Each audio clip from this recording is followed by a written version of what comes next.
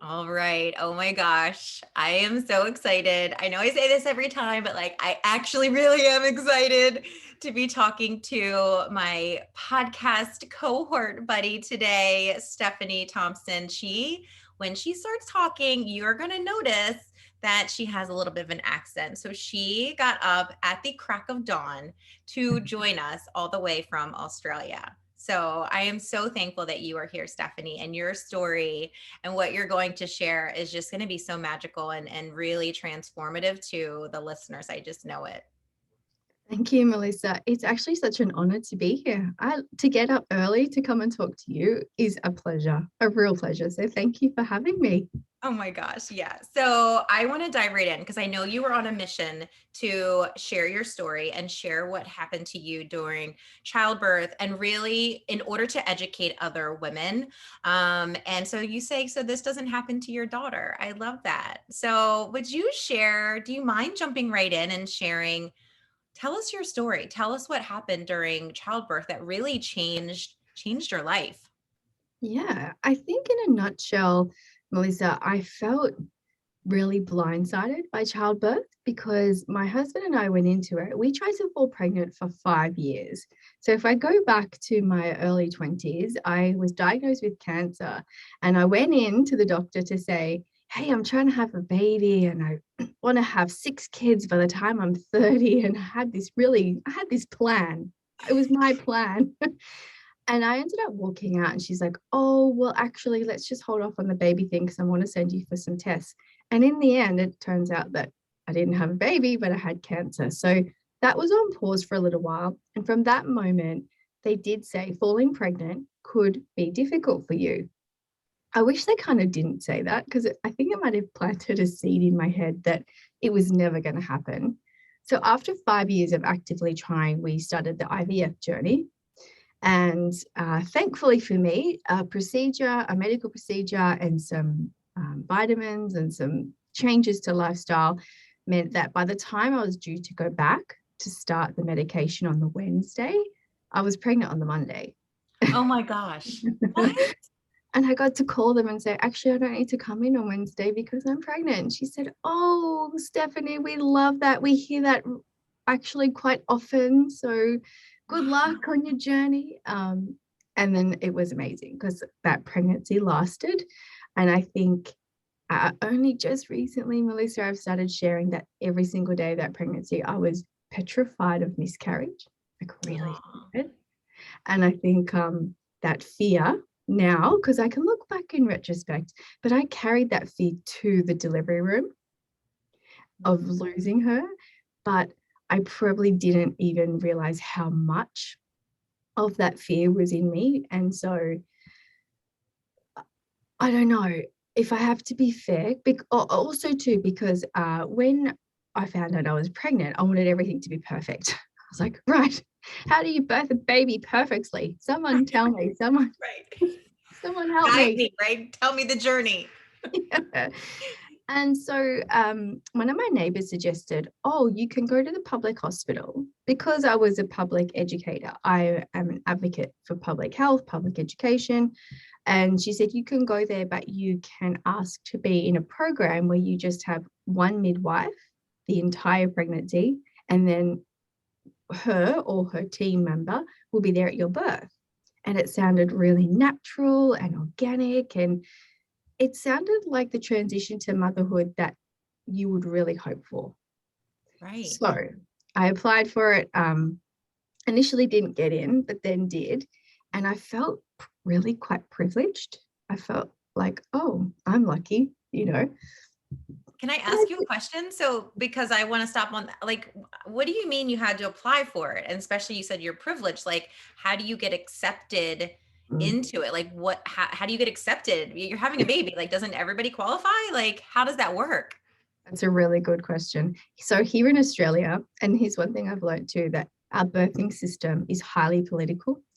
And so we have our public system, which you can go and birth vaginally. And we have our private system where you can birth vaginally or have a cesarean. You can, there's more options. In the Okay. public system, we are unable to choose to have a cesarean. you only have a cesarean if it's an medical emergency. So Okay. when you apply for this program, because otherwise, if I hadn't applied for the program, I would have just gone into the hospital, and this did happen in the beginning. You sit in a waiting room with about 60 other women, and you just wait to be seen by anyone. And every time you go back for every single appointment, you see someone new, a new doctor, a new obstetrician, a new midwife, like whoever's there on the day. And you just sit and you just wait. There's no appointment time. And so to me, when I first got into that room of 60 other people, I was like, what is this? Right. And for me, there was another agenda. I had to leave work early because I worked along about an hour and a half away. And they say your appointment's at 3:30. We got there at 3:30 and we didn't get seen till 6:30 that night. And so, because we must have been last on the list, I thought this is not going to work because my boss was not happy with me leaving work early. And so basically I thought there's got to be a better way. And apparently when you applied for this midwife program, it's called the midwifery-led practice. When you have an appointment at 3:30, guess what? You get to see your midwife at 3:30. Yeah. Right. Which, That's how you would think it would be. it just makes sense. And so when I first applied, I had to go in for about 3 hours, I think, answer an extensive amount of questions about your history, your mental health, obviously your physical health, your family history. And so at the end of that, they rang and said, no, sorry, we're full. I said, okay. But then I got a call 2 weeks later saying that these were the words, someone has been kicked off the program. I was like, oh, so here's a spot for you. And I thought, what does kicked off mean? Right. Is she a naughty girl? Right. It's like, I would think, is she no longer pregnant? Like, that's like, I would be like, how do you get kicked off? Like, that's interesting to me. Yeah. And I think you're spot on. So bingo, quite sadly, there were either two options. One, she'd either miscarried, or 2, she was identified as having complications that meant she needed obstetric care. Okay. So either way, it was not positive for her. But again, I felt privileged to be able to come in and take that spot because either arrogantly or unbeknownst to people who've never had kids, I thought, oh, that's not going to be me. I'm going to be fine. I've got this. Yeah. I laughed nervously because I honestly thought that the birth I was going in for, nothing turned out the way I thought. So, I mean, obviously, it's a long-winded story because it took obviously 9 months and then 6 years. So I got part of the program and I got to meet a midwife and we connected straight away. I really loved her. She had, I think, 5 children of her own. So I'm like, you know what you're talking about. You've been here a few times. Right. And she was no BS, as in, like, she just told me how it was. And I was really a good patient because I didn't want to get kicked off the program. Exactly. So we went through the entire pregnancy without too many complications. I mean, I had gestational diabetes diagnosed really early, but I had an option to manage it with diet. And at the time, I was a triathlete. So I was like, oh, I can do that. Easy. Diet is great. Just tell me what to do, when to do it. I can follow a schedule. And I did. And there was not an issue. But again, when you find out later on that when you have gestational diabetes, quite typically, right at the last 2 to 3 weeks, the babies get quite big. Mm-hmm. They grow quite a lot. And so I had to go for another scan. I think there's like a normal scheduled one at 20 weeks here, but then I had to go back at 37 weeks. At that scan, she said to me, the sonographer said, your baby's measuring really quite big and you've still got 3 weeks to go. So they're going to have to keep an eye on you. When I relayed that back to my midwife, she said, don't worry about them. They always get it wrong. Those scans always do have an error of measurement. And so and I later found out that is accurate. The scans are not perfect. And so I didn't worry about it. She told me not to worry about it. So I didn't worry about it. But probably deep down, Melissa, in my core, I was worried about it. Because someone planted that thought in my head. So I was like, I felt huge. Yeah. And I was like, this is all this baby. So then it got to delivery day, and our midwifery team said, if you feel like you're going into labor, bake a cake. Bake a cake. Yeah, I was waiting for your reaction. I know, I was like literal? Like, I don't understand. Is this supposed to be like a metaphor? They Like, mean, actually make a cake. yes, because as a first time mum, when you think you're going into labor, it's probably so early stages that if you've got time to bake a cake and distract yourself, by the time you come into hospital, you're probably going to be more ready to deliver the baby. Right. And that made sense to me. So I felt like, oh yeah, something's happening. And I'd had a showing. The mucus plug probably 2 weeks earlier. So for 2 weeks every day, I'm like, this is it. I'm gonna have this baby today. What's happening? What's happening? And nothing happened. But this one day, I was like, okay, I think I'm gonna bake a cake, and I did. And luckily, it was my uncle's birthday, so I was like, oh, perfect. I'll make him a birthday cake. It makes sense. And then by the afternoon, when I was making this, well, when it was cooling down, I said to my husband, I'm baking a cake. You better come home from work. And he said, what? Why? Like he was confused. He goes, oh shit, you're baking a cake. Okay, I'm coming. It's the code. I got the code. That's right. So he comes home at around 5 o'clock, and you start getting on your yoga ball, all the things that you were taught. So in this system, this model of care, it's all really advocated for natural childbirth. So that means no pain medication, using movement and breath and meditation. So on top of this, I also went and paid for private childbirth classes that had that same ideology, that you can breathe your baby down if you just trust your womanly body enough. Yeah. That all sounded really lovely to me. And I don't think it's not lovely for the people who really can do it and succeed in it, because it is so much love. The whole belief is beautiful, right? So when it got to nighttime and dinner time, I couldn't eat anything, and then the pain started coming in and out. So we called the hospital, and they said, oh, come in, we'll have a look. So I did, and you're 1 centimeter dilated, off you go back home. So I went back home and labored at home. So the yoga ball really came out, and then you start kind of using, like the shower method, hot water, heat packs. And they said, use the bath as the last thing. So when you're feeling, and it's funny, you aren't allowed to call them pain or contractions. It's a mental thing. You have to call them surges. And so when the surges were intense enough to jump in the bath, you probably should start thinking about coming back. So once I got in the bath, I'm like, okay, I think it's time. I can't do this anymore. I'd been doing it all day, feeling really tired already. And when I got into the hospital, it was probably, I want to say around 11:30 at night. My midwife was there, and I just thought, like as soon as you see someone's face, you're like, oh, thank God you're here. Yeah. Yeah. I can totally relate to that.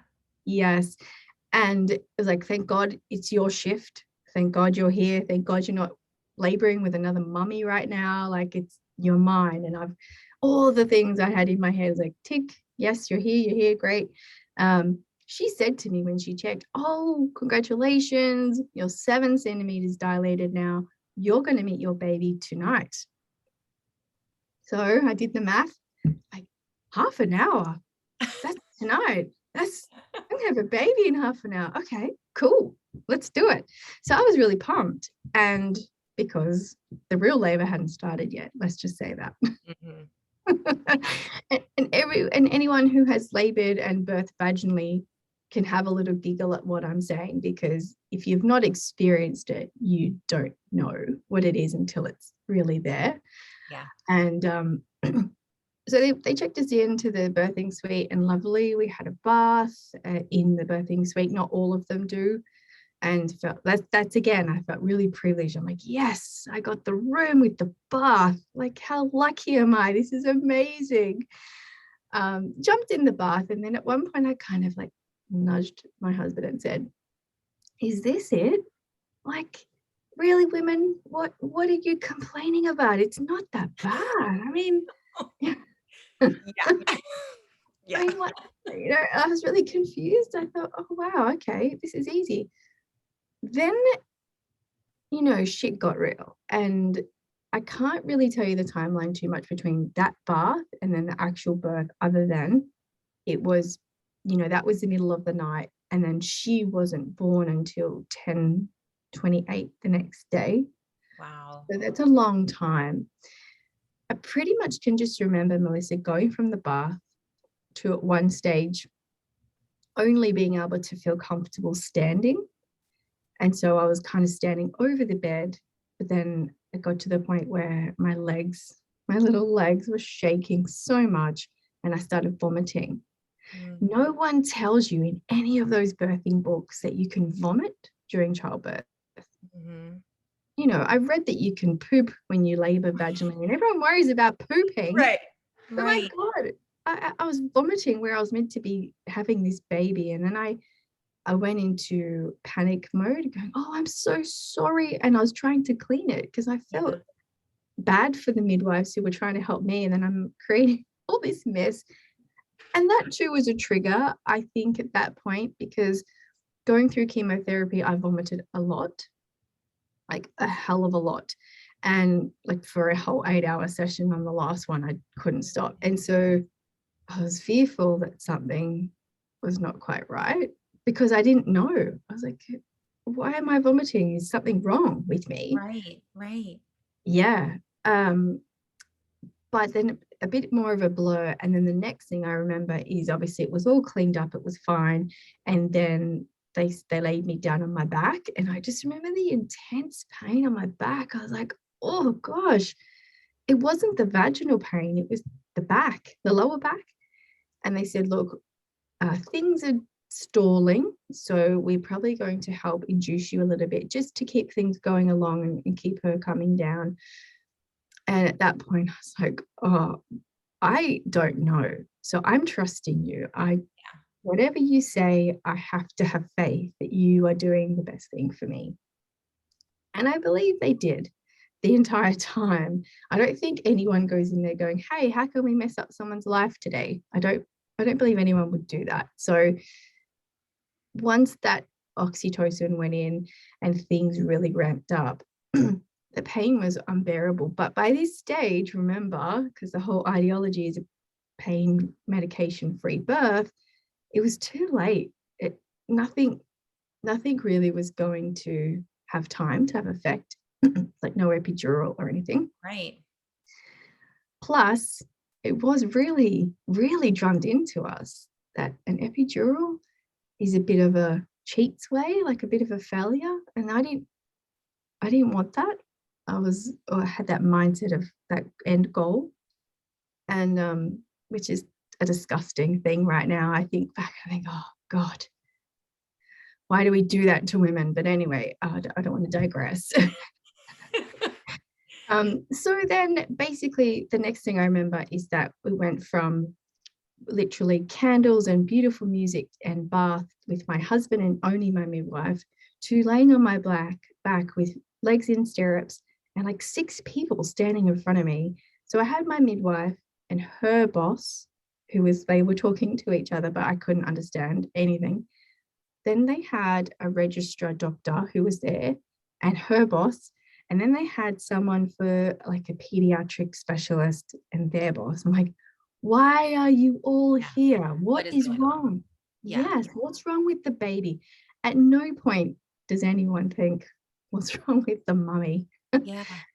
They just think, what's wrong with the baby? And my midwife kept saying, she's fine. She's fine. Like, bullshit. Yeah. She was fine and I was fine. You all wouldn't be here. Like, it was just, I then was starting to lose trust, right? Basically, the registrar said to me, the baby's stuck. we need to turn her. So she was posterior, her face was the wrong way. And what we need to do, and I can't remember the order, so I'd have to go back and read my book to remember. But basically, we need to do a little cut, which I had no idea was called an episiotomy. Again, you feel blindsided because Right. I looked up in even our government website on the birthing terms. Guess what? Episiotomy doesn't exist there. It's like, why? That's like a major thing that happens quite often. Yeah. So she said, we just need to do a slight cut. And then I'm going to try and vacuum to get her out. And I was like, again, you're the doctor, whatever. By this stage, it had been like over 24 hours of laboring and excruciating back pain. Like it's undescribable pain. No matter what words I say to you right now, I cannot tell you to the core how much that was just intense. Yeah. The entire time. Like it wasn't like it was the contractions and then that would go away. It was just, which I now learned is because we were back to back. So her spine was rubbing on my spine because she was facing the wrong way. Yeah. So they tried to vacuum her. And I only know now through the legal system, looking at my medical notes, they're supposed to in Australia only have 2 attempts at a vacuum, I believe. And after the 4th one, they stopped because the 4th one, and I will preface this with a trigger warning. So for any mums that are listening or pregnant people, what you're about to hear, you might want to turn off because it's pretty intense. Okay. And I think I'm learning how to do that more and more because as I tell my story, I'm not affected by it anymore. It's become quite numb to it. It's like I'm telling someone else's story sometimes. Yeah. But when it failed the 4th time, they stopped because it tore the skin off her scalp. So she had this big contusion and it was raw because all the skin had been torn off. Yeah. And so, and I didn't know that obviously at the time.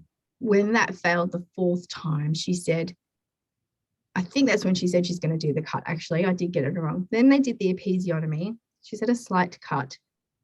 Basically didn't even have time to let the anesthetic work. So I could feel every snip from the front of your vaginal opening all the way to the anus. And then she said, I'm just going to use these forceps to get her out. Okay.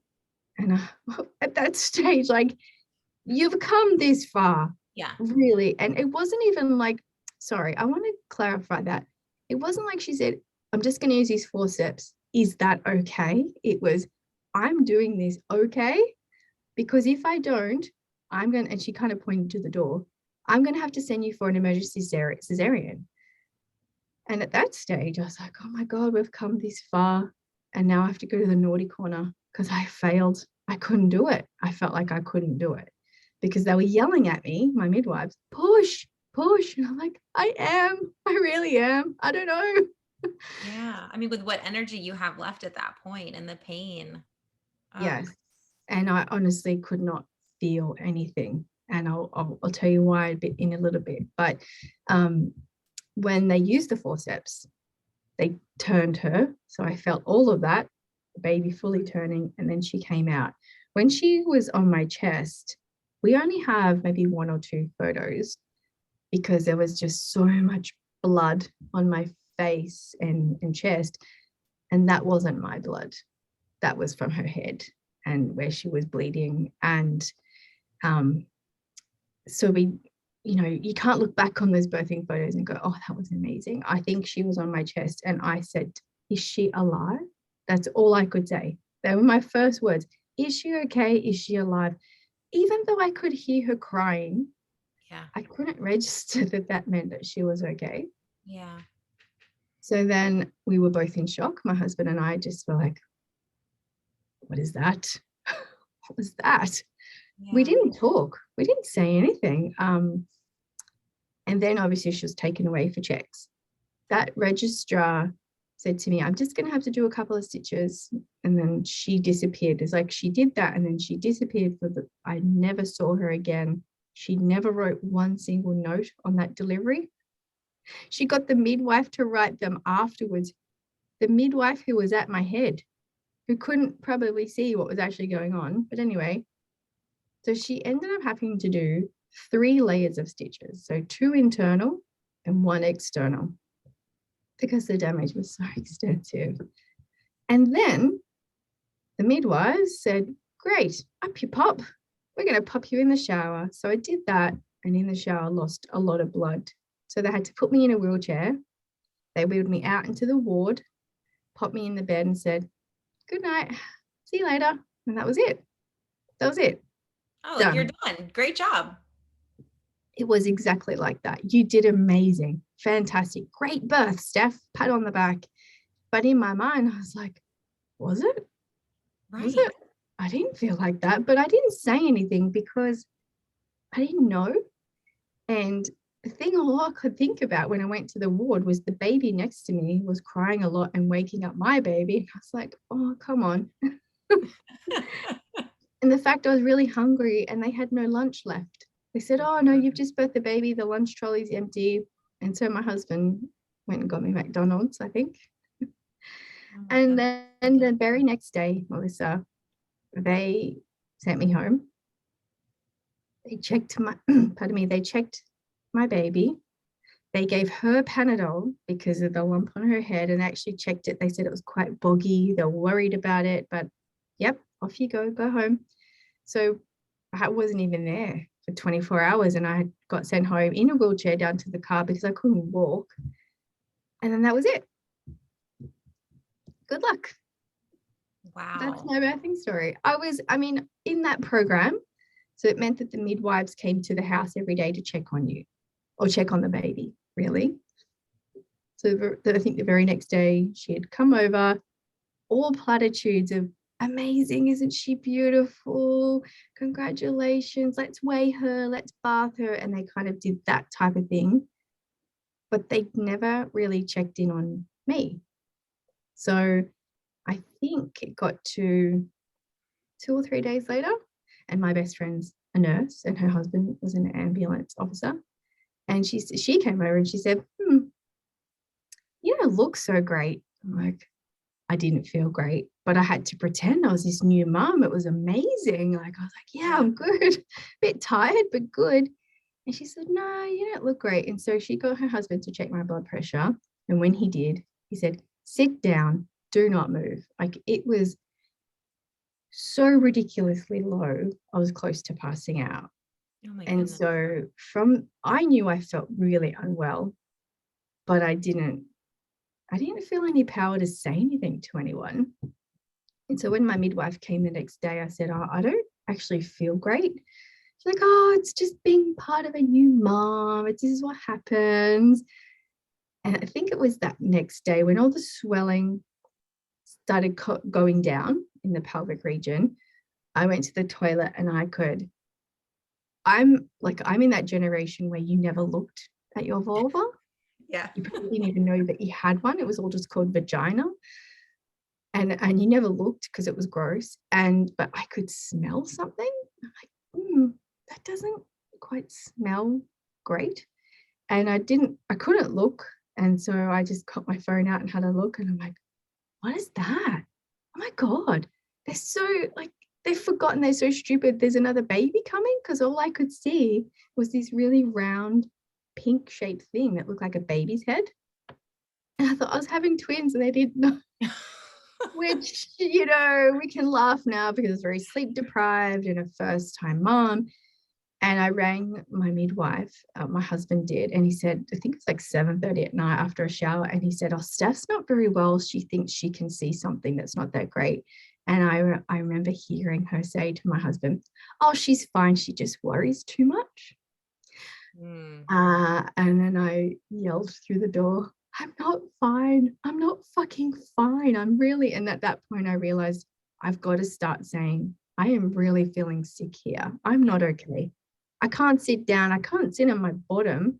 I couldn't breastfeed. All of these things that when you get home, you expect to be able to just do as a new mum. The fact I couldn't sit down at all was making it really hard. And she just said, oh, look, if you were that worried about it, go to the GP tomorrow. So I did. And my GP looked at me and he said, oh, shit, what have they done to you? That's, I mean, for a doctor to say that, I don't think he said shit, but it makes the story sound better. He said, You might have. he said, oh, God, darling, what have they done to you? And I was like, what do you mean? I don't know. I don't know. What does all this mean? I was really, really confused. And he said, there's a lot going on there. I'm going to send you back, because what had happened was the smell was all of the stitching had started to come undone and it became infected. Even if you wash and clean, it's in that realm of area that's going to get infected. And he said, you probably also have a prolapse. But he didn't say too much about that, actually. And I was like, what? What now? But we didn't have to talk about that too much. It was more, the primary concern was the infection and the stitching. I went back to the hospital and saw an obstetrician who said, yeah, it's coming undone and you are infected. And here is the second lot of high dose antibiotics to get you. And he said, if this doesn't work in the next 2 days, you're going to have to come back in. I'll have to put you under anesthetic and I'll have to pull it all apart and re-sew you up. And I was like, oh my gosh. And I've got this newborn baby. How am I going to breastfeed her? Who's going to care? Anyway. So that was my welcome to motherhood, Steph. Here you go. And then obviously we'll get on to more of the story about finding out about prolapse, because that's quite a significant part. But that was my welcome to motherhood. Really natural, really amazing. Come on. Yeah. I just can't believe that. I mean, it just surprises me how it was just all brushed under the table. She's fine. This is normal. That is what happens during a labor and how it should be. That was just so interesting and fascinating to me, that it would just continue to be like that. And no one would be like, actually, this is not okay. There is something wrong and you should go to someone else. I wonder if it was well, then they had that shame that they did something wrong, or we didn't do a good job. So it was shaming themselves and they didn't want to do that. I think you're spot on. Very smart woman, because it was actually a point of contention between my mum, who's obviously had children, my sister, who had children, and my auntie, who had 4 children, all birthed vaginally, and then my cousins, who were midwives. They were all talking kind of privately and saying, this doesn't feel right. Steph isn't saying much, but from what we can see of her, doesn't look right. And so my mum and sister were very gently trying to tell me or help me, but I was so entrenched into this ideology of my midwife program that all my faith and trust was in her. And I believed everything she said. So when she kept saying it was all normal and fine, even when one particular morning my mum was there and she came for the visit, my mum started asking questions. And she really didn't like it. She said, oh, the birth was fine. And mum's like, But mum was trying to be really careful not to upset me, because she knew my position. Yeah. And even to the point, Melissa, now, and I look back in retrospect, the midwife program advocate for you to have one person in that birthing suite. And I mean, this is pre-COVID. This was 6 years ago. And things like, well, it took 2 of you to make the baby. You probably don't need your mom and your sister and all of those in the room because they didn't make the baby. That made sense to me. That really hurt my mom, because she's like, I really wanted to be there. But I was like, no, I've got it. I'm good.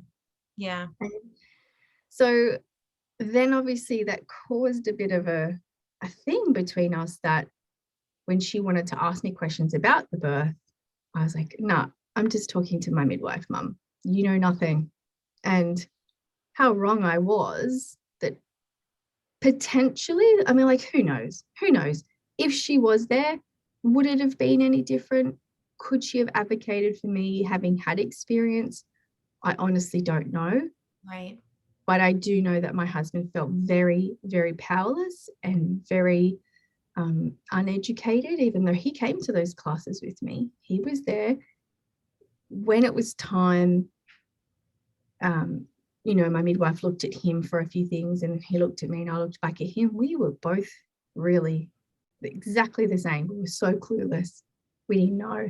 So we just had to trust them, our medical team. That's all we could do, Right.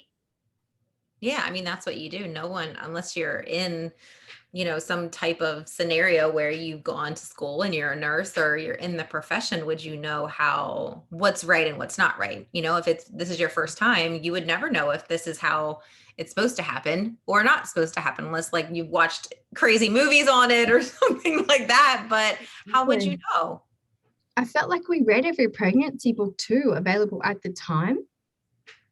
Not one of them ever talks about birth trauma or when things don't. They just say, do what you're going to do, trust the process, and if it doesn't happen, trust the medical team. So now when I see there's a lot more in social media talking about birth in general, now when I read things that say, oh, trust your instincts, go with what you think, make an informed decision, I was like, there's no way I could have self-advocated or my husband could have advocated for me or made an informed decision, because we were only ever told half the story.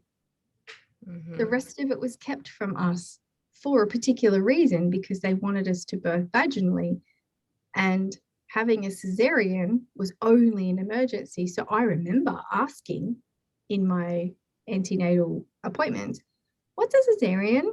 Oh, Stephanie, stop worrying. You worry too much. You won't have to worry about that. It's not going to happen to you. Just breathe your baby down. You'll be fine. So I believe that. I didn't question it anymore. And that's what I feel quite blindsided about, that I didn't know what I didn't know. Yeah. Oh my goodness. So you said that you were going to talk about what happened after, and I can't think of the word. Oh, Prolapse. Prolapse. Yeah, I was like, wait, what's the word? What is prolapse? Because now it's not something that happened to me. So I'm not even 100% sure what that even is. So can you please educate on that and enlighten us? Definitely, because now, pardon me, most importantly, everything I do really is to support women with prolapse. I think there are some really good organizations working with women in that birth trauma space, because women who have all different types of birth can also experience trauma, if it's a cesarean or if it's a vaginal birth, whatever. But for me personally, in the beginning, when I first started telling my story, I was also trying to help women in that space. But I do realize that it's way above my level of understanding. I'm not a psychologist. And staying with women who've been through things like me was really hard. It was really tasking for me personally. So I kind of shifted to what progressed next for me, which was prolapse. And I feel that supporting women, so let's start. Pelvic organ prolapse is what it's called, and it's called POP for short. POP. Okay. Mm-hmm. And interesting. Here's a fact that is going to blow you off your seat. 1 in 2 women, so that's 50% of our female population, will experience pelvic organ prolapse in their lifetime. Right? 50%? Yeah. So you and I are talking and it's me and not you. That's how high it is. Potentially, those stats are very skewed and it's higher because we are talking about, your vagina, which is so taboo, which women don't talk about and therefore don't seek help. So there's a whole group of women who are not counted in those statistics. Yeah. Potentially, it's much higher than that. Pelvic organ prolapse is where your pelvic floor can no longer support your pelvic organs, such as your bladder, your bowel, and your uterus. Okay.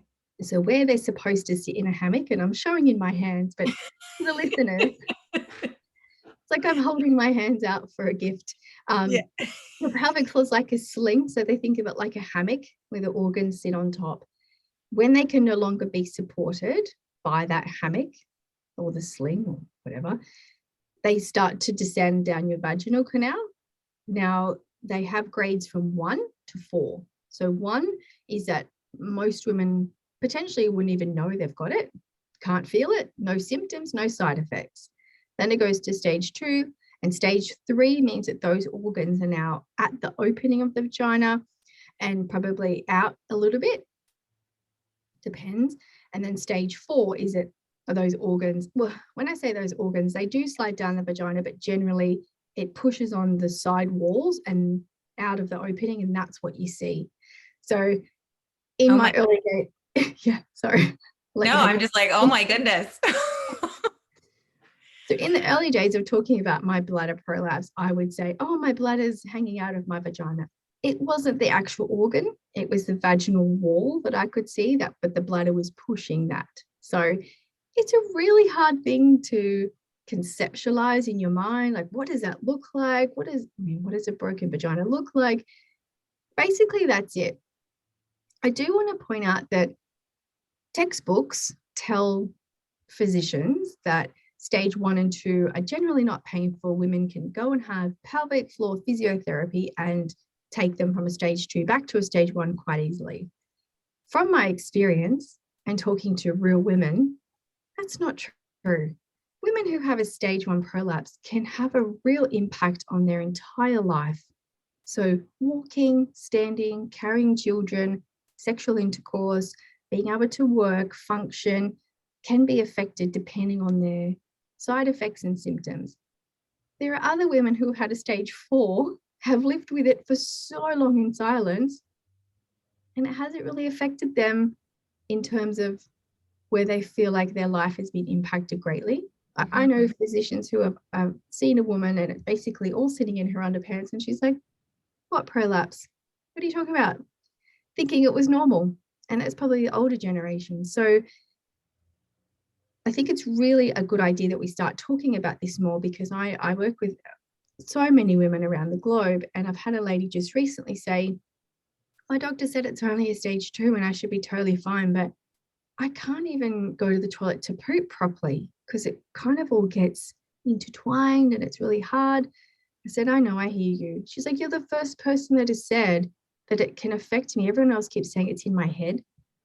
That's a huge issue, right? Mm-hmm. Because quite often, and all of my surgeons were male, they're male doctors or male physicians who are diagnosing, making these calls and saying to women, oh, just put a pessary in, and I'll explain what a pessary is in a sec. Okay, I was like, I don't know what that is. Yeah. And I think because now we just expect everyone should know about it, but I love that you don't know, because it really it reminds me that just because I know about it, and I know there's 50% or more women affected by it, we still have so far to go. There's a long way to go. So a pessary is a round shape, medical grade silicone ring, and they insert it into the vagina just to try and hold everything up. So it almost acts like an artificial pelvic floor. Mm-hmm. There are so many different types of pessaries. There's so many different sizes, but that's not the answer for all women. I myself can't wear one, because what I later found out through the legal system when we were suing the hospital is that the use of the forceps, when they put them in and rotated to get the baby out, whatever was in the way, because there's not a lot of space. Yeah. Muscles, ligaments were literally torn off the bone. Mm. So they are called your levator ani muscles. So they sit at the back of the pelvic floor. They were torn off the bone, which means that when you try and put a pessary in, there's nowhere for it to actually sit. There's no kind of shelf. So women who have had forceps deliveries quite often can experience these levator ani avulsions, but not know it. So they get an assessment. Yes, you've got a prolapse. Unless that person can do a 3 or 4D scan to see what's going on, then there's no way that they can really diagnose that effectively for women. And so quite often they say, yes, you've got a stage 2 prolapse. Here's a pessary, or go and get a pessary fitting. Go to Women's Health Physio, off you go. Some women have an option for surgery. There are some surgical options to do some repairs, but here in Australia, and I do believe it's worldwide, they've banned the use of mesh, which is what they used to use to try and replace that pelvic floor. And so we're just at the moment, we're left in limbo, just to live and keep trying to strengthen every other muscle, like your glutes, your legs, around your pelvic floor, to minimize the symptoms as much as you can. And now that's the journey I'm on personally. And this is why I'm talking about this, because if I'm one in two, then my God, I was left to Dr. Google everything. Yeah. This is what I mean, coming from a privileged background where I got to go and see the top specialists. Mind you, some of them were really expensive. They're generally around that 300 plus mark to go to an appointment. And then you have to obviously get childcare and all of that stuff. There were moments when I couldn't afford those appointments and I had to try and source money from elsewhere because they were vital. Even I think one point, we were laughing the other day, and I think I sold one of my racing bikes because I thought I'm never going to be able to be a triathlete again. Just sell it. And I did. And I got to go to that appointment. So even though I feel I know my place of privilege to have access to that, it wasn't always easy. Mm-hmm. It's not always that easy. So that's kind of Prolapse, very abridged 101. Yeah. So much more.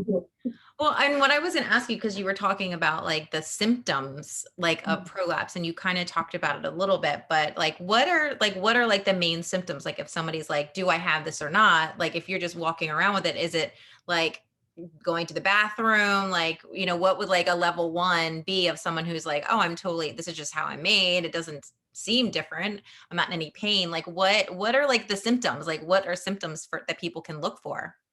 I think, and I haven't had the privilege of ever being a stage 1 or 2. Yeah. So I'm not too sure how that would feel, but commonly it's talked about women report feeling a heaviness or a bulge either at the top of their vagina or at the opening. They feel like it can be hard to urinate or empty your bladder entirely. It comes with incontinence, so stress incontinence if you cough or sneeze and you have a bladder leakage, or fecal incontinence quite often for the later stages, women who can't hold their bowel movements at all, which is quite severe. Yeah. And so just things like, you know, this is another thing, it's like childbirth.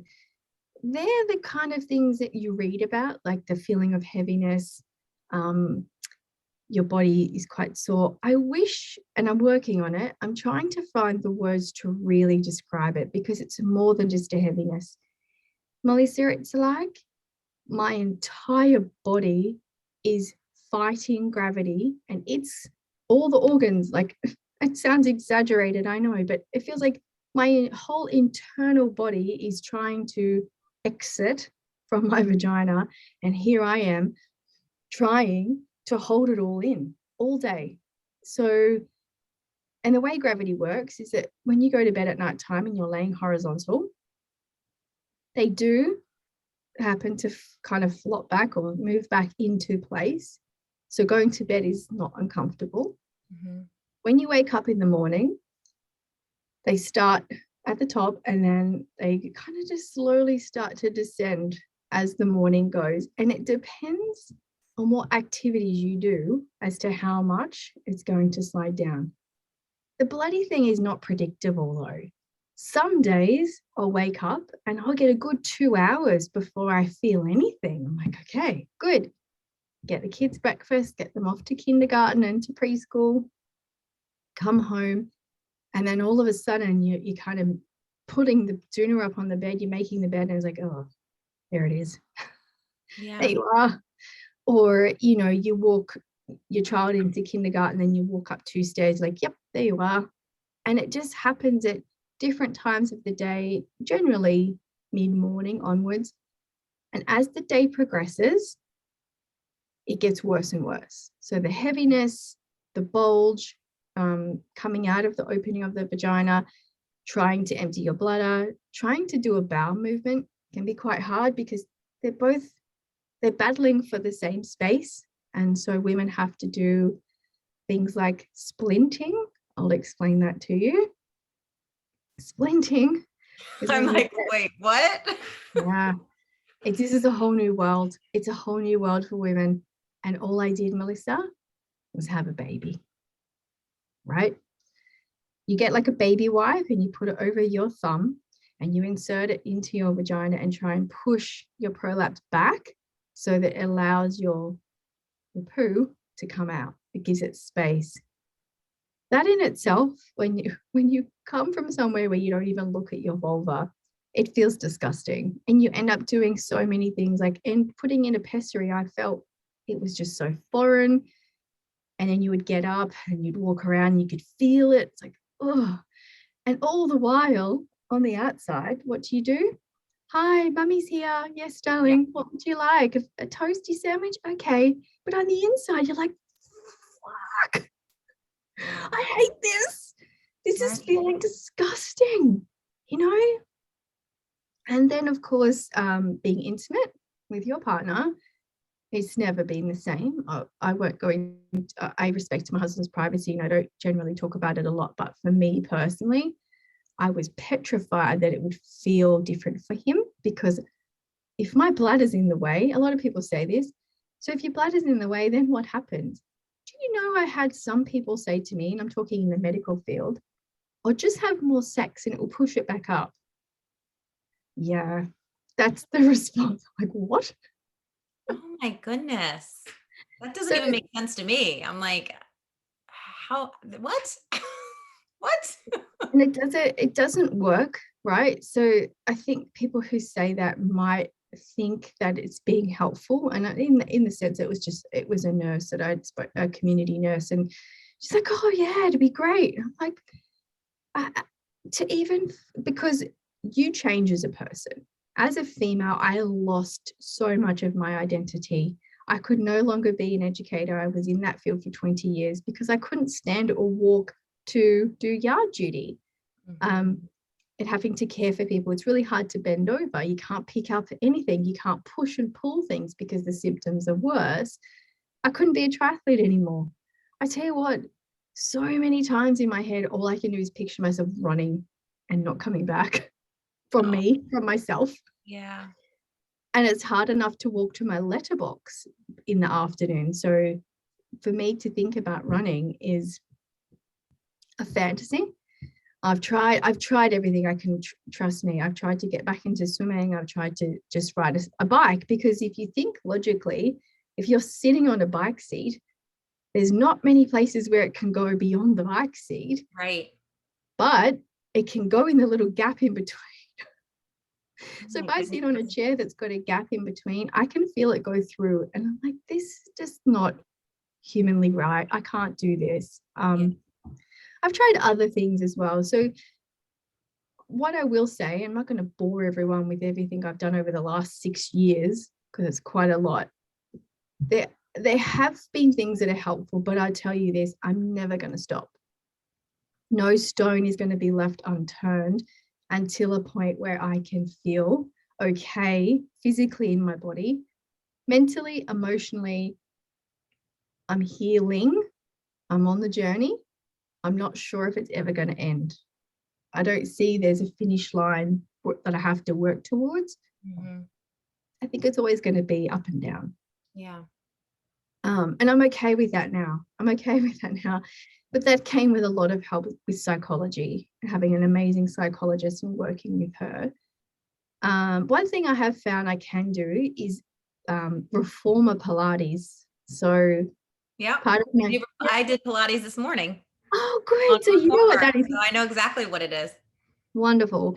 So part of my pelvic floor rehab is one of the studios had a reformer. I'm like, what is that thing? It looks like a contortion. Right. But once I laid down, because it's basically I could do everything horizontal, I'm like, oh, I can do this. So I could build strength in my legs and still do squats, but laying down, like, okay, I feel better. I can't reverse my prolapse from a stage 3 or 4, but I can feel better. And because if I sit around and do nothing, I know it's only going to feel worse.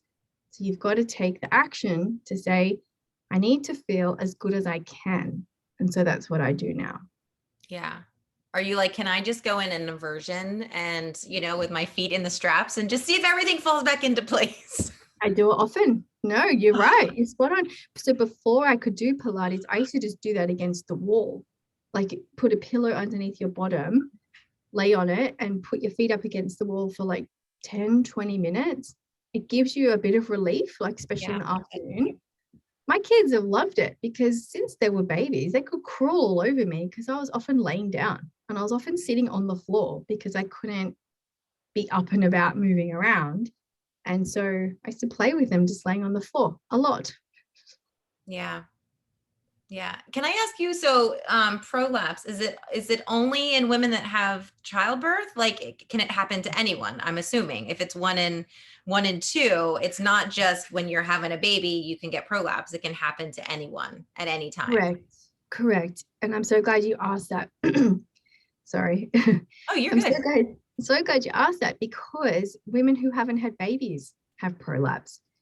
What I have learned throughout this journey, I've really tried to educate myself as much as I can, is that pelvic floor dysfunction in general can really happen from when we're really young, because in my mind, it's now, like you said at the very beginning, it's now my mission to make sure this doesn't happen to my girl, Elsie. And that's what drives me every day. But I'm thinking, well, how do I do that? Like, if she chooses to birth vaginally in a midwife program, I can't stop her. That's my journey. I can't project that onto her because that's her journey. And you can try and talk to them, but essentially it's her decision. And what if the same thing happens again? What happens if they use forceps? However, it wasn't that black and white. I couldn't just click my fingers and do that. So I went and found out about it and educated myself, spoke to amazing women who said, your pelvic floor health starts from the time you're a kid.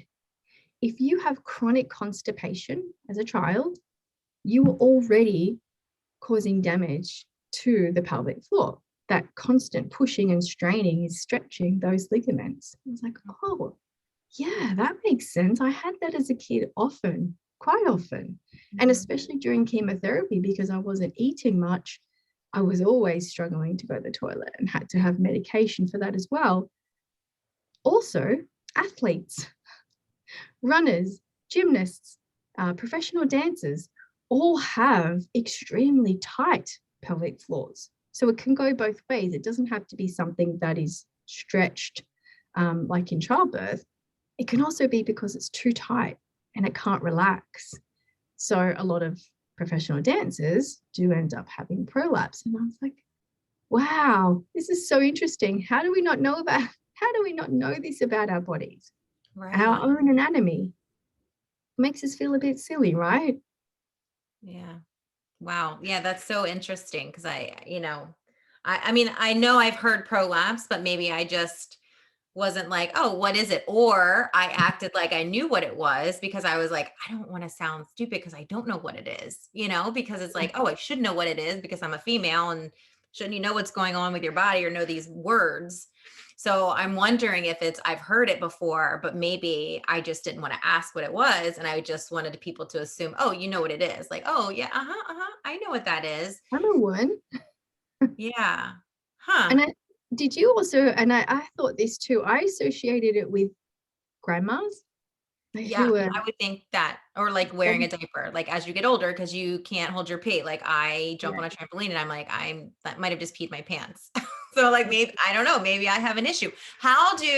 So my question, I'm like, this is a good question. I love it. It is. How do I want to word it? So how do people find out if they have it? So do they go to their, like, I would go to like my OBGYN and they would like diagnose me? Like, would they, as a professional, they would say, oh, I see something, or should you ask your OBGYN, can you look to see if I have this, I'm feeling this, I'm noticing this? Like, how do we as women advocate for ourselves? Yeah. In Australia, the first point of call generally is to go to your general practitioner because Okay. that you need a referral. I don't think, so GPs generally don't diagnose here in Australia. I'm not sure about the US. And then they refer you on to an obstetrician, gynecologist, or for me, you can also see a women's health pelvic floor physiotherapist. So what they do is they ask you a whole lot of questions and then you answer them based on your body and feeling. And then they usually do an internal examination with their finger or fingers, and then they feel around and see what's going on for you. And generally they can say, yes, I can feel this, or I'm not too sure, and they might refer you on. One of the surgeons I saw, which I at the time was quite confused, but now I understand, he did an examination using his fingers, but I had to be standing up, which makes more sense to me now because, like I said, when you're horizontal and laying down, especially people who are stage 1 or 2, because they may not feel anything, but yet when you're standing, it feels really different. And I think, I know that there's an amazing woman called Sherry Palm in the US who runs an association for pelvic organ prolapse support. She really advocates for that. She's been doing this for 20 plus years. She lives and breathes this advocacy. I love her and love her work. Now I'm just standing with her to try and keep the momentum of educating and awareness so that we can, there's so many things we can do, like creating better education in high school. When we teach girls about their periods, why would we not talk to them about their pelvic floor? Right? And boys have pelvic floors too. We can't forget them. And I've always said, I know I say I'm doing this for my daughter because the reason is because it happened during her birth. That's why. But I also have a son, and I do this for him too, because one day, well, he cares for me, he cares for his sister. One day he could have a partner, a friend, a girlfriend, whatever, who could experience things like this too. So it's just as important that he knows as much as what she knows. So I don't think it's a women's health issue. I mean, it's classed as women's pelvic health, but I'm like, it's everyone's pelvic health. My husband needs to know this because it affects him too. In his life, he now lives with a wife who has this invisible disability. So, I mean, that's another can of worms. It's not categorized or recognized here in Australia as a disability in the sense of there's no support. So we have an organization called NDIS for people who have disabilities to receive support like pelvic floor physiotherapy. I applied and went through the intake and she said, yep, great. Yep, you've got everything. I handed over all of my medical reports. I got a phone call from them. Well, actually, sorry, they said, oh yeah, we'll send out a package. We'll get you to attach more information and then we'll make our decision. Okay. I got a phone call once as I was getting off an airplane. I had the kids and it was all a bit hectic. And she said, it was a different person said, oh, look, we've set your claim. Just go and do Kegels and you'll be okay. All right, bye-bye, and hung up. Like, what? What? Does she even know what a Kegel is? Wow. And then I think 2 days later, that package arrived. So I never even got the chance to submit anything. And they made the decision that because it's women's pelvic health or it's just a prolapse, that it was not going to receive any support. So everything women do with prolapse here in Australia is privately funded. Every appointment I went to get a pessary fitting was about $250 plus $50 for the pessary. I've tried about 7. Wow. Yeah, different types and sizes. I actually went to 3 clinics. I've been to a public clinic as well where you don't have to pay, but it wasn't a great experience. So yeah, it's something that we just think, we know when you see a pink ribbon, you can associate that with breast cancer really easily here in Australia. I'm not sure about the US. Yeah, it's the same. Okay. And the awareness is great. It's amazing because it is a life and death situation. I'm not sure if pelvic organ prolapse is taken seriously enough. And the reason why I say that is because it would be really easy to say, well, Steph, you're not going to die from it. True.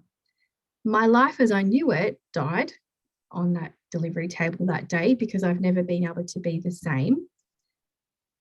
And I've worked really hard to create a new life. That's great. However, I would say on a weekly basis, I'm a part of a lot of forums and a lot of underground community groups of women with prolapse.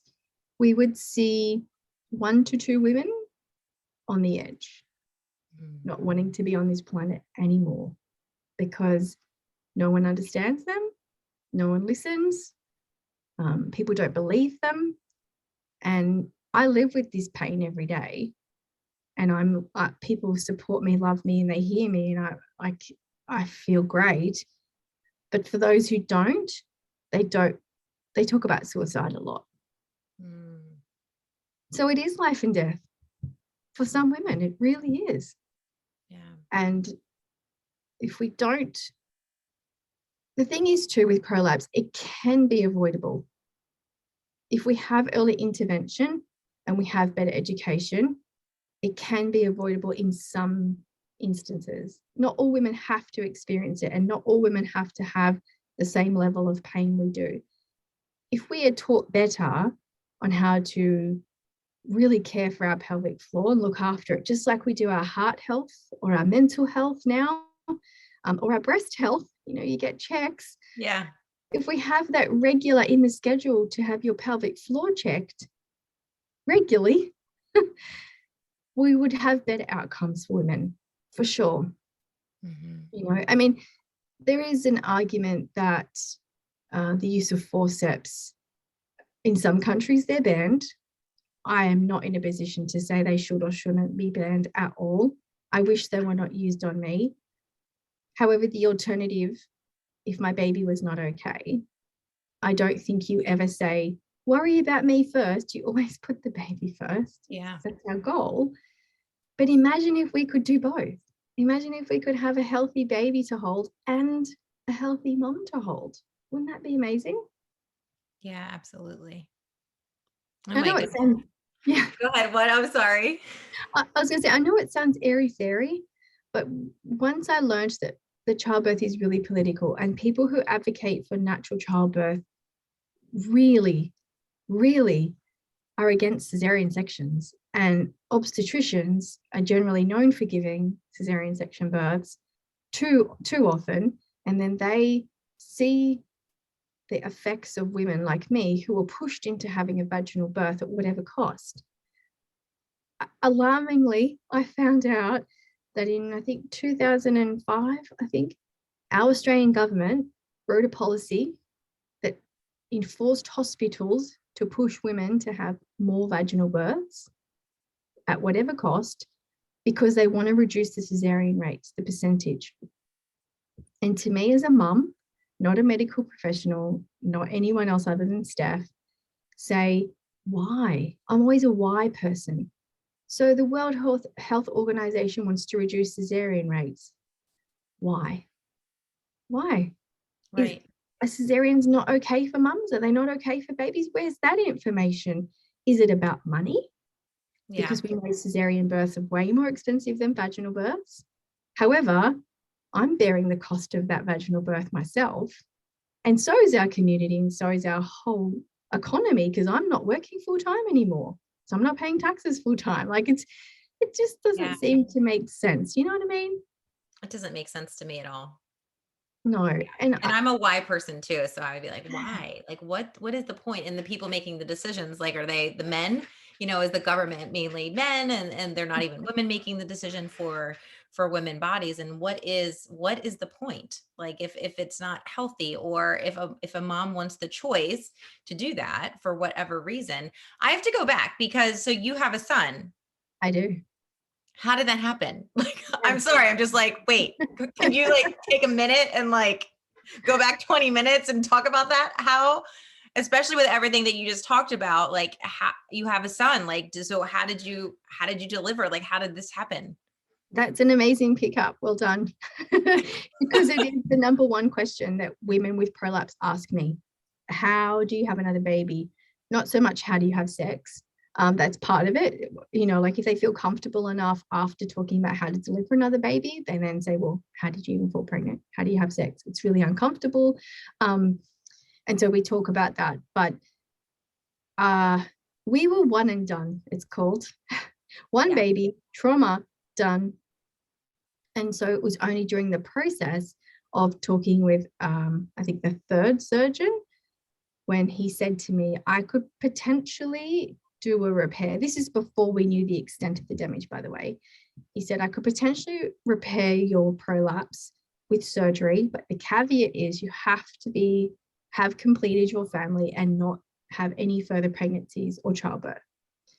And I'm like, why? He said, because it will all come undone, all the surgery, and then to be able to do it the second time will be hard with scar tissue. I'm like, okay, well, we're not having any more kids. That's fine. Let's do it. Book it in. And he said, I just want you to go and think about it for the weekend. Talk to your husband. He was there and just make sure. I'm like, okay. So we talked. I think the car ride was 2 hours home. We talked all the way home. I'm like, no, we're good. We're done. Yep. Okay, done. I just want to get back to normal. I just want to go back to running. And so when we went to pick up my daughter from my mum's house, she was kind of sitting near the back door and, you know, like, and the sun's coming in, and I looked at her and I'm like, oh, shit. Okay. We don't want another baby, but what if at any point she wanted a sibling? And not that it's her choice, but we just never thought of it. It was never introduced to our thought pattern until that moment. And we have siblings. We love big families. Remember, I wanted 6 kids. Right. And so then it just started a different conversation. And we were then not sure, oh gosh, okay. The thought of having another baby scared the hell out of me. And so what I did, instead of making a decision based on feeling, I went and became informed. So we asked that surgeon, can I even carry another pregnancy to full term? How do you labor a second baby? Is it going to cause more damage to me? All of those things. We also then got his responses and took it to a second opinion with an obstetrician, asked the same set of questions. We then took it to a midwife and asked, because I really wanted to make sure I got the whole picture this time. Like, I wasn't going to just get one person's version, not the, you know, anyone who's got a vested interest like a surgeon is probably going to tell you it's okay. And so we got a whole lot of opinions, spoke to my cousins and everything. And then when the consensus was, absolutely, you can be pregnant again and carry a baby to full term. And absolutely, you can birth again because all the damage is done. In fact, it could be easier for you this time because there's not as much to try and get through. Unfortunately. Yeah, it made sense to me. I'm like, okay, well, yeah, that sounds logical. There was only one surgeon, so we saw another surgeon who said, who was really smart, actually. He said, you can do all of that, but if you struggle now with one baby, think about what it's going to be like to have another one. And I'm like, yeah, okay, yeah, great, okay. I never thought about it. Mm-hmm. I just went, okay, yeah, majority says yes, I've made my decision, I'm okay with it. However, because it took so long to fall pregnant with her, I think it was October, it was her birthday, she was turning 1.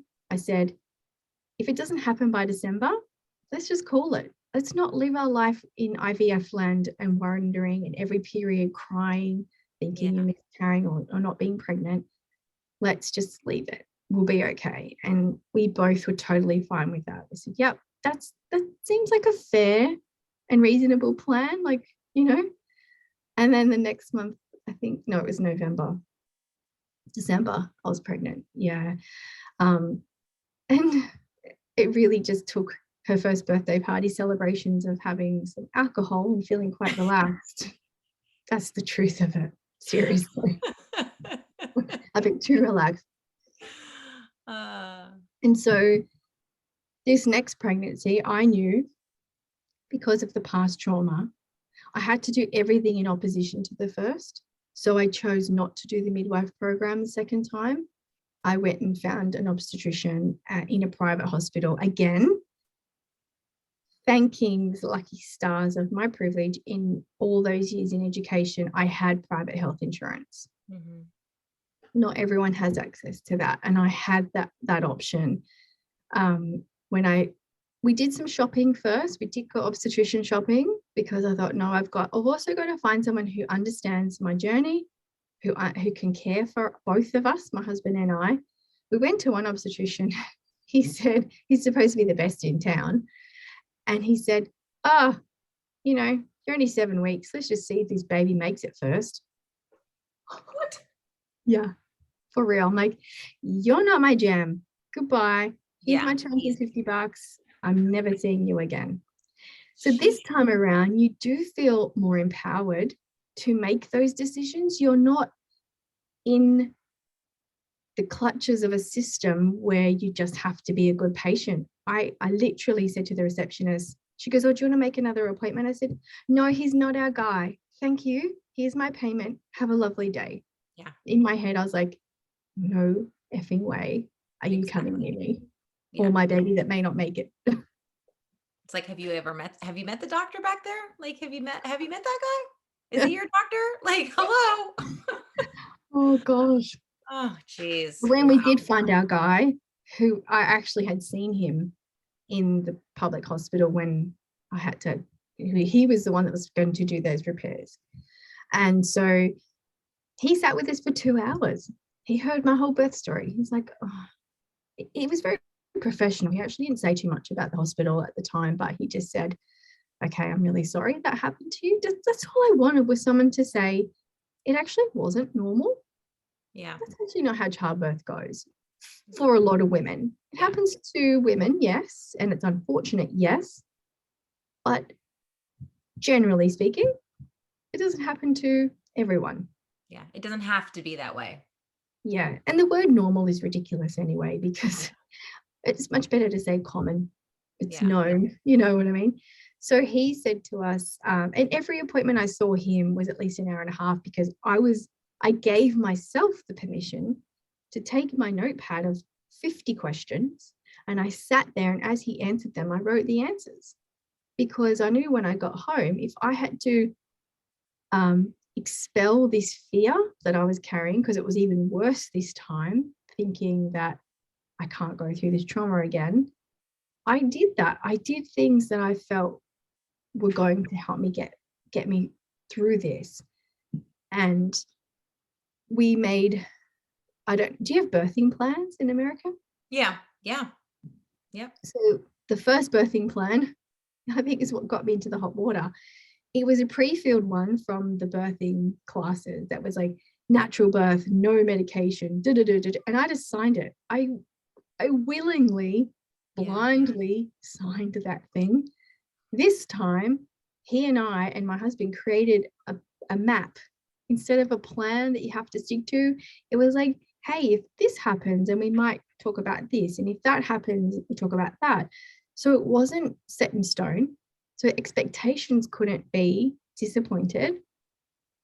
And he said, I said straight away, right, coming to birthing, I have to have a cesarean this time.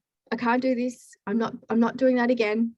And he was the first person that said, do you know what a cesarean is? Like, no, I was never allowed to talk about it in my last pregnancy. So no, I actually don't. All I know is that you cut your tummy below the bikini line.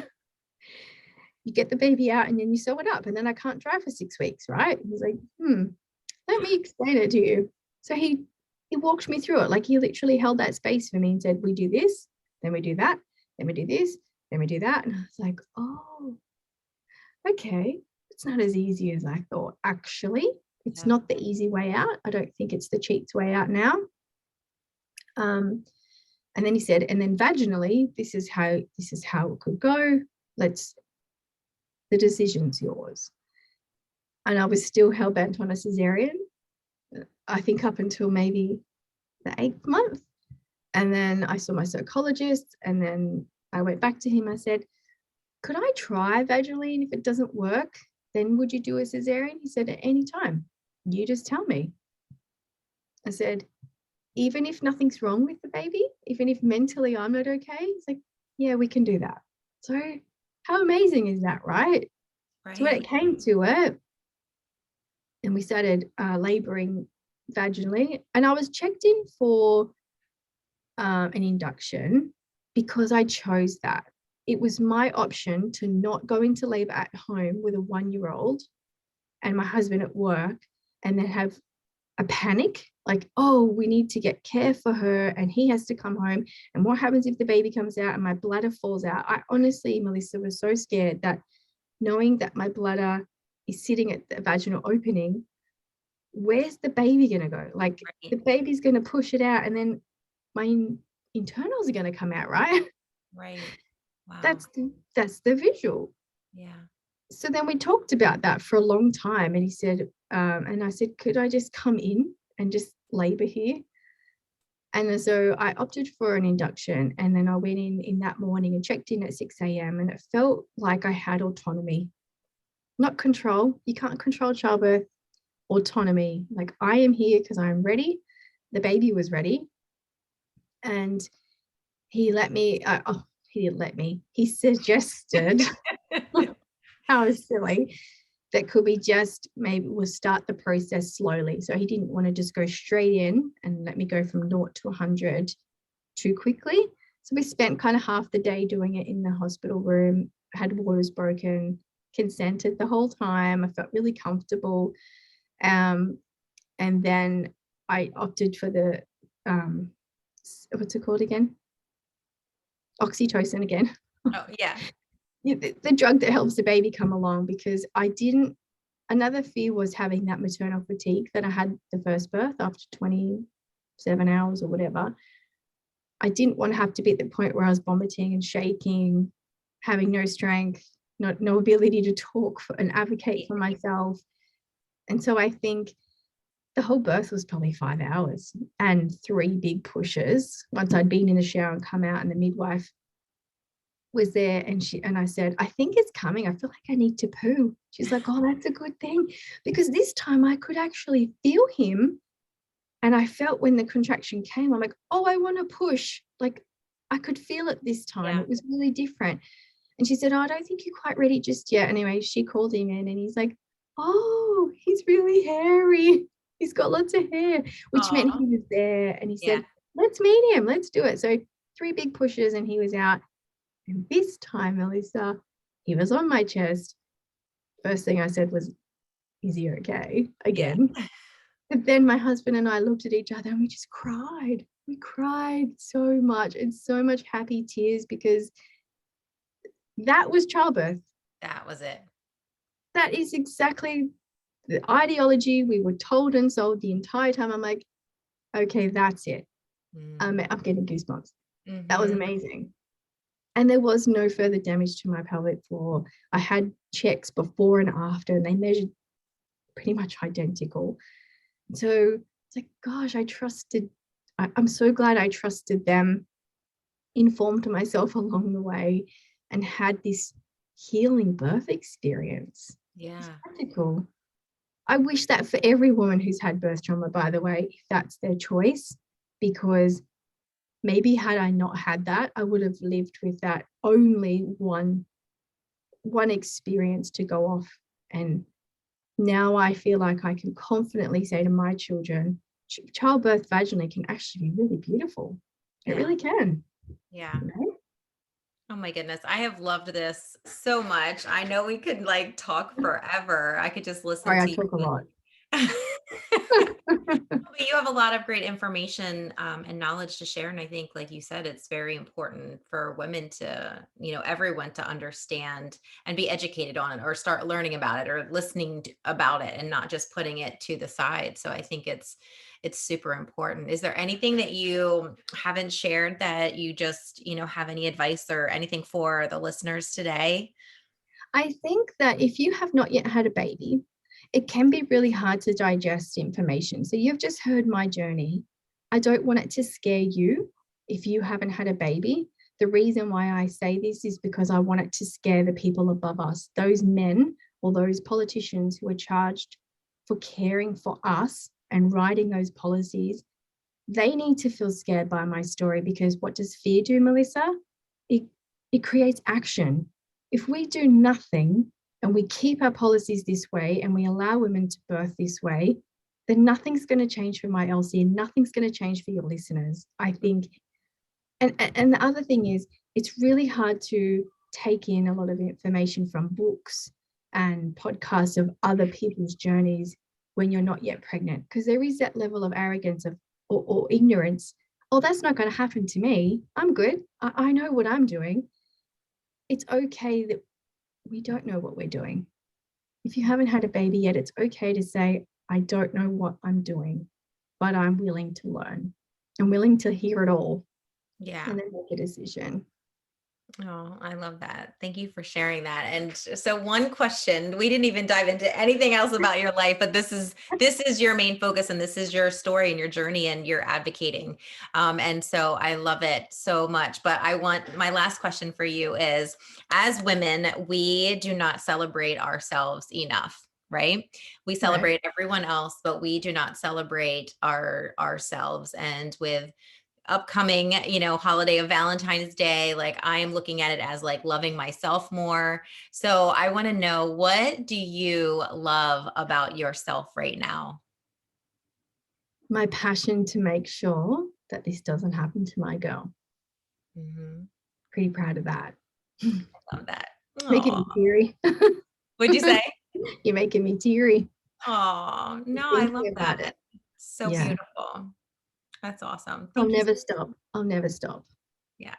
Thank you. Thank you for your advocacy and for sharing your story and your journey. And, and I love that, you had another baby. I just love that, like, twist in the story. Like, it's like a movie. It's like, oh, I didn't see that coming, Positive one.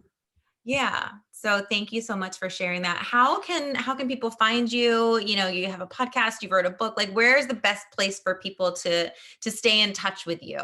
Well, look, I think everything you can find that we do is just on our website, which is the 3 W's at bravemumma.com. That's BRAVEMUMMA.com. Okay.